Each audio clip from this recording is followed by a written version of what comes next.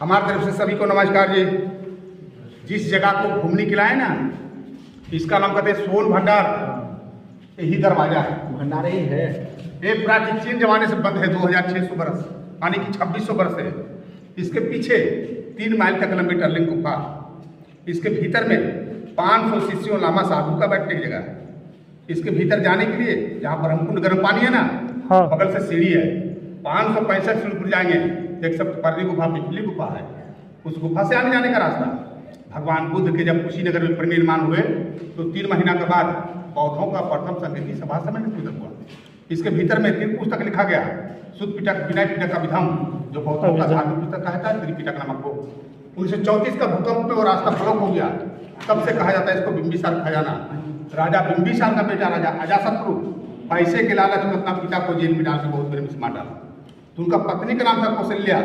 अपने मन में ऐसा सोचा कि यहाँ ऐसा बेटा जो है कि धन करोड़ के पिता को मार दिया, हो सकता है हमको भी मार देगा। यहाँ पे साधना तपस्या करते थे जैन मुनि गौतम स्वामी। गुस्से में आकर के सारा धन संपत्ति उनको दान में दे दिया। महात्मा पैसे से लोभ नहीं होता है। उस महात्मा इसको केंद्र में डाल करके चट्टान से चाप दिया और एक मंत्र लिख दिया कि जो मंत्र पढ़ेगा वो खजाना पाएगा। अंग्रेज का सरकार आएगा, मंत्र को पढ़ना चाह पढ़ाई नहीं। तो सामने वाले जंगला से 2 लाख तोड़ना चाह, डर से दाग होकर आ गया। अपने भारत को प्रथम वैज्ञानिक कराने वाले डॉक्टर जगदीश चंद्र बसु वो गर्म पानी के झरने को चेक करके बताया कि डायनामाइट लगाने टूट जाएगा, कोई बड़ी बात नहीं है। इसी पहाड़ से गर्म पानी निकलता है। इस पहाड़ के भीतर में गंधक, लोहा, रेडियम है। तोड़ेंगे, ज्वालामुखी फटेगा, बहुत क्षति होगा, 50 कोस दूर तक एरिया नष्ट हो जाएगा।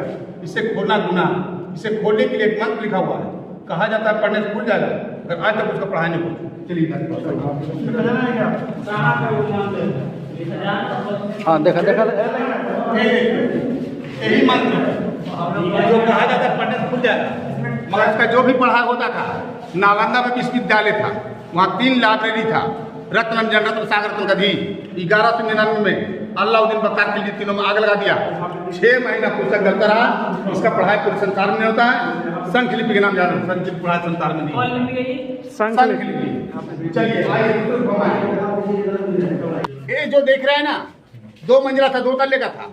इनके क्या कोई भी साधना तपस्या करने के लिए आते थे, किन्हीं को नीचे, किन्हीं को शांति के लिए। ये 1934 का भूकंप में टूट गया।